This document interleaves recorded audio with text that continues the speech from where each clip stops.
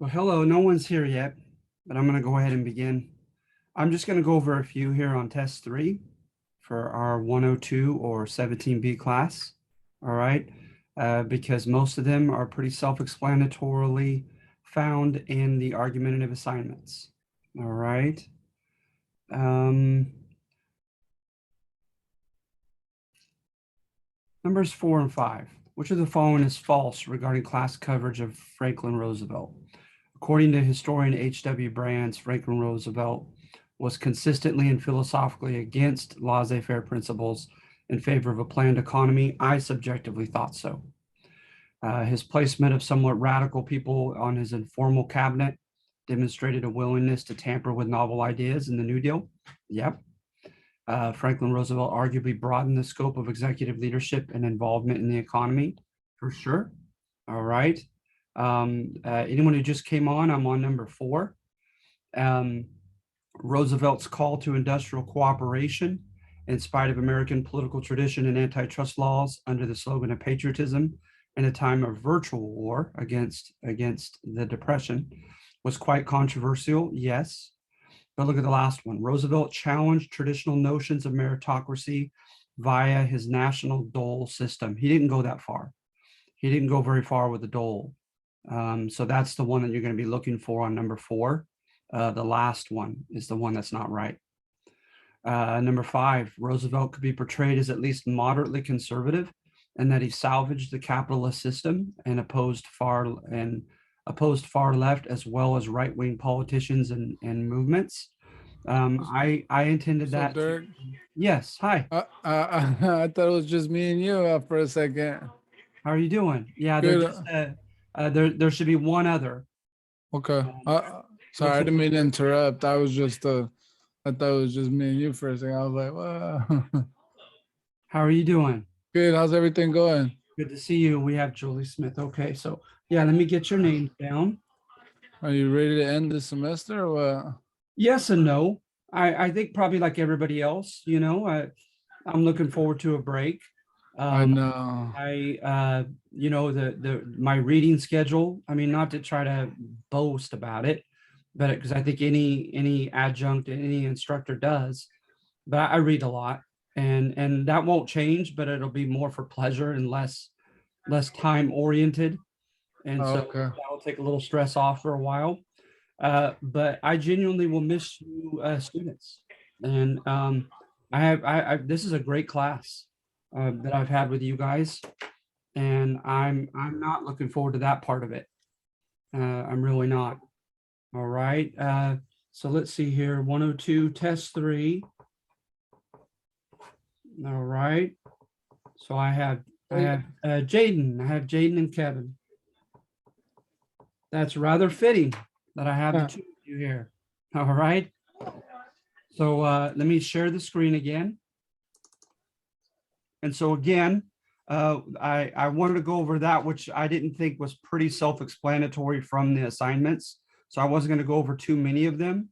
But if you have any specific questions on any of them, of course, I'm going to address them. So number 4, look for that last one. The dole system doesn't fit. Number 5, I intended that one to be true. All right. Then looking at World War II, it looks kind of right out of the assignment.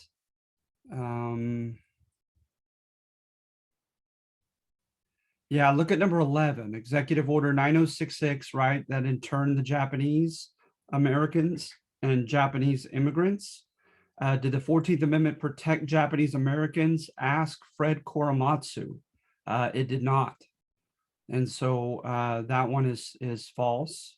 All right. So let's see here.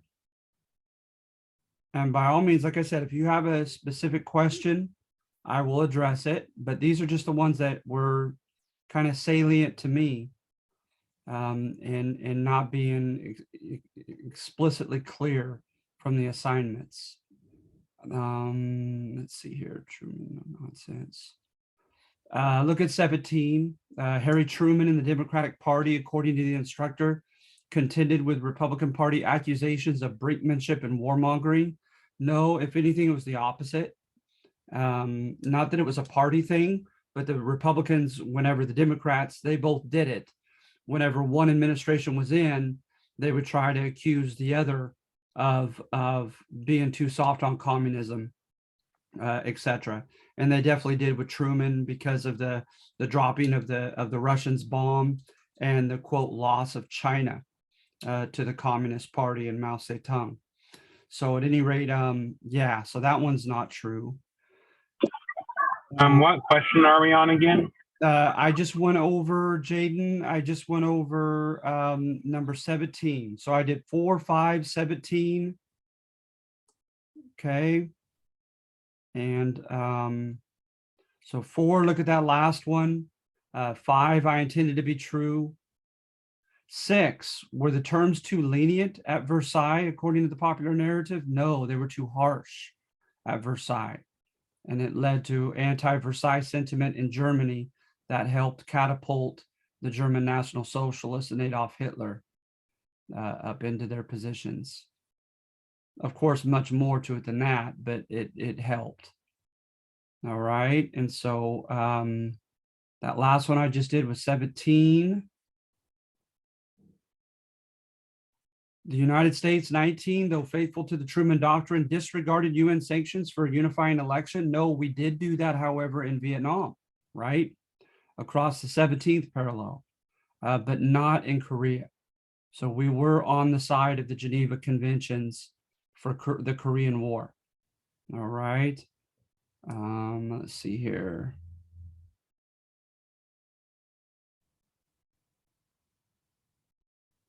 '23, I mean, look at the one that doesn't chronologically fit. Not only that, but they just don't give credit, full credit to President Kennedy for the Civil Rights Acts of '64.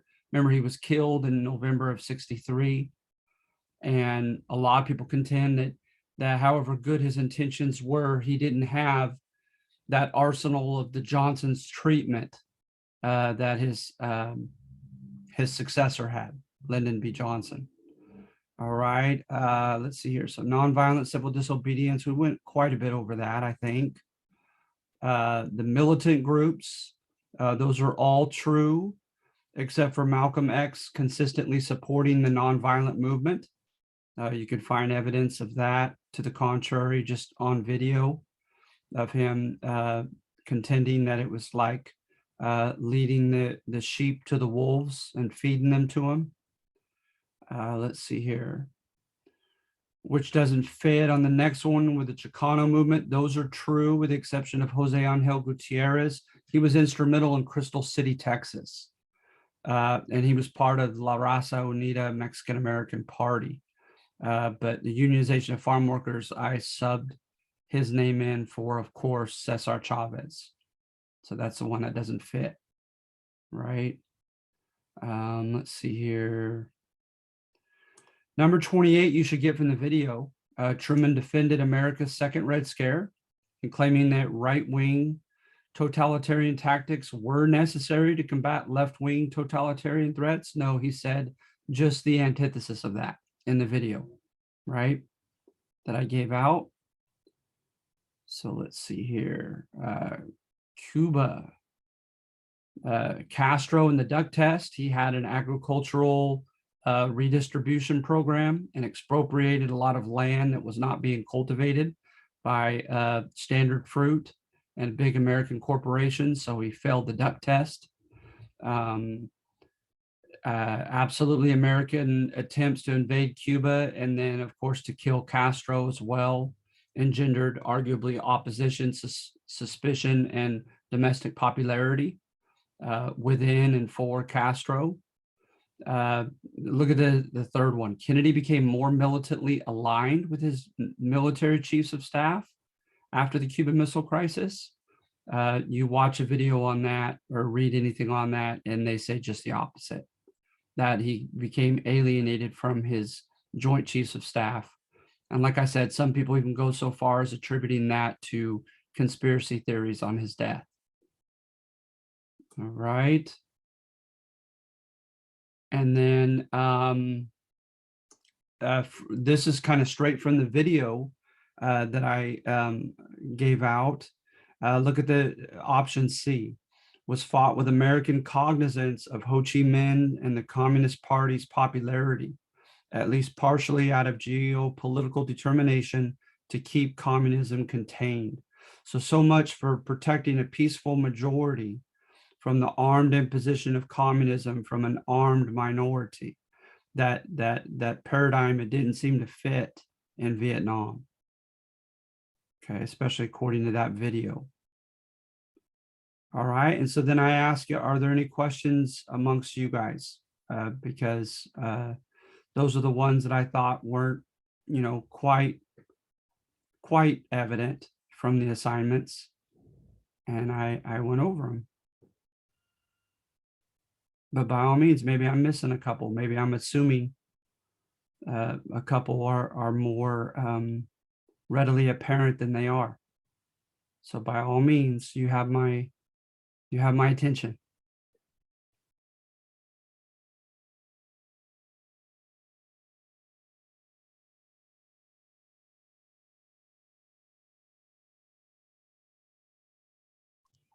I think we're good. Yeah. Okay. Good, Jaden. Good. How about you, Kevin?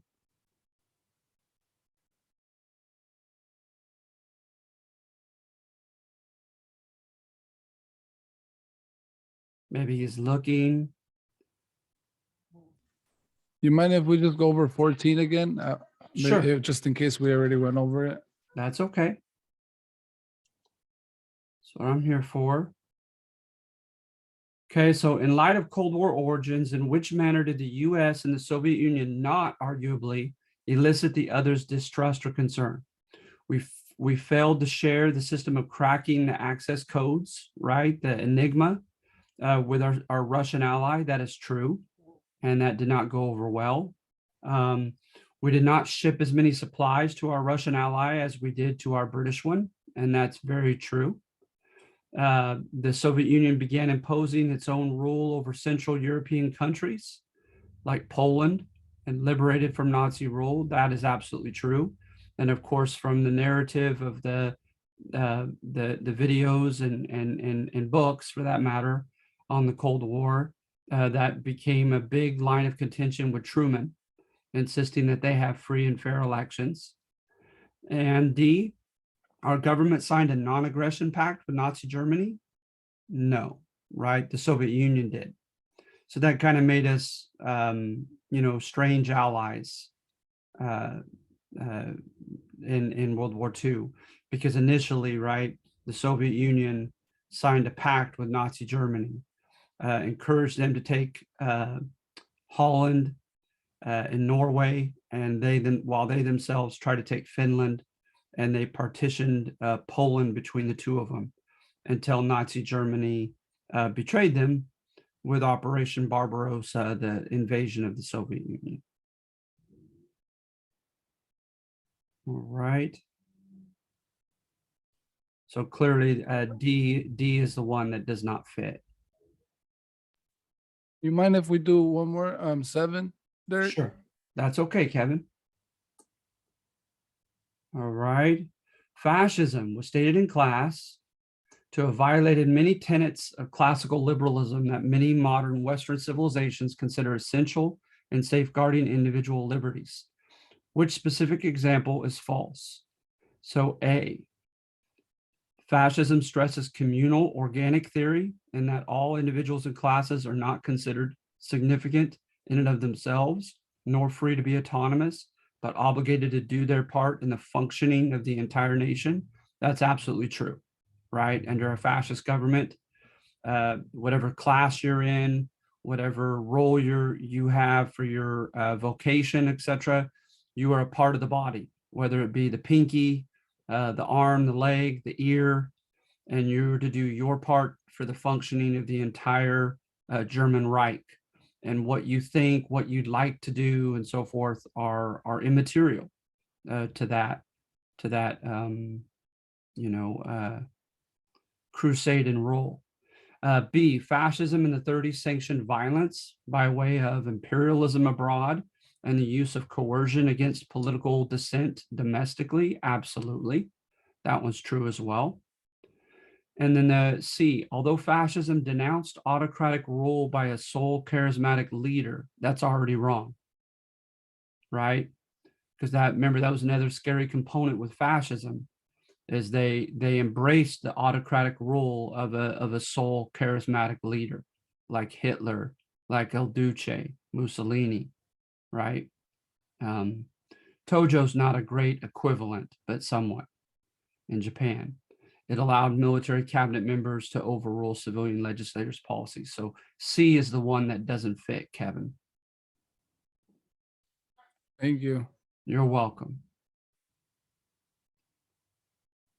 All right. Anything else?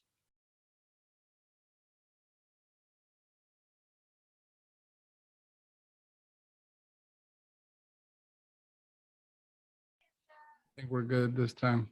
All right. All right, good. Well, you guys be sure. All right. Be sure to keep in touch with me after the semester. I'd love to hear how both of you are doing. And I'm taking it as an axiom that it's going to happen. All right. I expect to hear from you guys sometime. So, but yeah, that's it for today then, guys. That's it for the semester. Sounds good, Thank Derek. you. All right. Thank you. All right. All things must come to an end. And so, yeah, honestly, you guys, I don't have to say this. You guys have been an exceptional class. I've really enjoyed you in the class, and I think very highly regarding expectations for both of you. Thanks, Derek. You have a All good right. one, man. All right, you too. Okay. Stay in touch. All right, that sounds good. All right, bye, Kevin. Hang on a second. Thank you. Bye, Jaden. Bye.